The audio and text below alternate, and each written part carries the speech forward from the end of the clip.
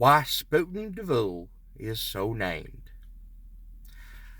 The Tidewater Creek that forms the upper boundary of Manhattan Island is known to dwellers in tenements round about as Spuyten Duyvil.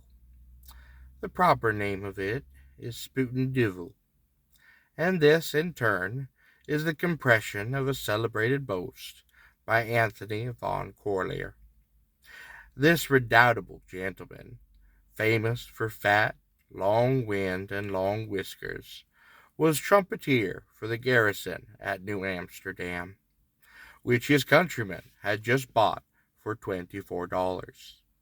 And he sounded the brass so sturdily that in the fight between the Dutch and Indians at the Day Street peach orchard, his blast struck more terror into the red men's hearts than did the matchlocks of his comrades.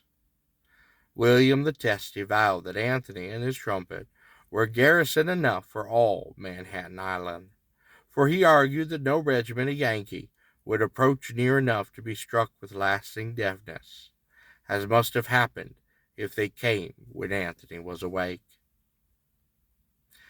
Peter Stuyvesant Peter, the headstrong, showed his appreciation of Anthony's worth by making him his esquire, and when he got news of an English expedition on his way to seize his unoffending colony, he at once ordered Anthony to rouse the villages along the Hudson with a trumpet call to war. The squire took a hurried leave of the 6 or 8 ladies, each of him delight to believe that his affections were lavished upon her alone, and bravely started northward, his trumpet hanging on one side, a stone bottle, much heavier, depending from the other. It was a stormy evening when he arrived at the upper end of the island, and there was no ferryman in sight.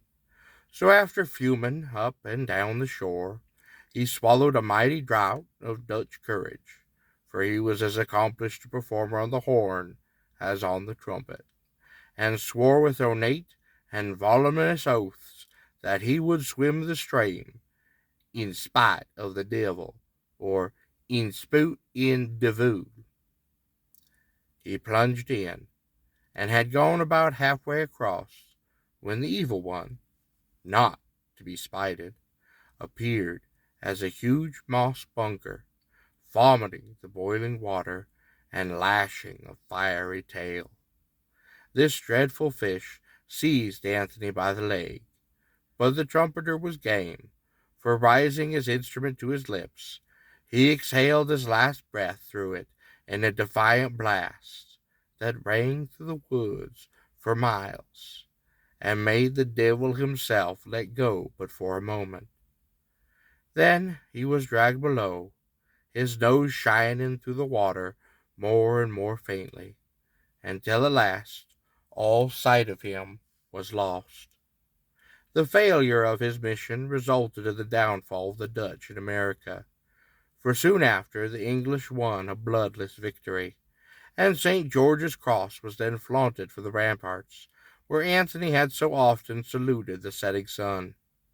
But it was years, even then, before he was hushed, for in stormy weather it was claimed that the shrill of his trumpet could be heard near the creek that he had named, sounding above the deeper roar of the blast.